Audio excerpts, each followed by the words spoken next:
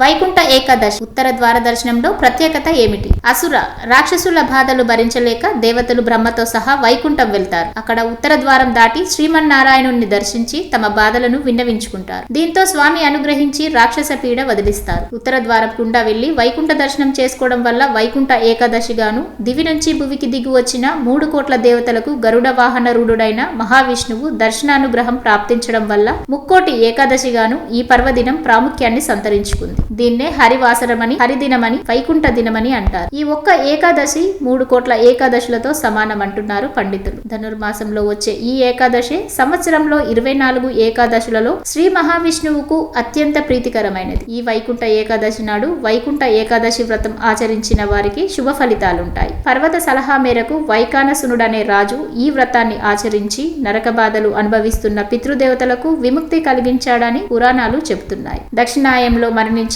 పుణ్యాత్ములందరూ వైకుంఠ ద్వారం తెరిచినప్పుడు దాని గుండా స్వర్గంలోనికి ప్రవేశిస్తారని పురాణాలు అందుకే ఈ పర్వదినాన ఉపవాసం ఉండి లక్ష్మీ సమేతుడైన శ్రీ మహావిష్ణువును షోడశోపచార విధితో ఆరాధించాలి. అందుకే ఈ పర్వదినాన ఉపవాసం ఉండి లక్ష్మీ సమేతుడైన శ్రీ మహావిష్ణువును షోడశోపచార విధితో ఆరాధించాలి. నిష్ఠతో దీక్షను ఆచరించి రాత్రి జాగరణ చేయాలి. ద్వాదశి రోజున మళ్లీ భగవదారాధన ముగించుకొని పారాయణ చేసి బ్రాహ్మణులకు దక్షిణ తాంబూలాదులతో సత్కరించాలి. ఉపవసించలేని వారు సామలు, పల్లీలు, పండ్లు భుజించి ఉండవచ్చు.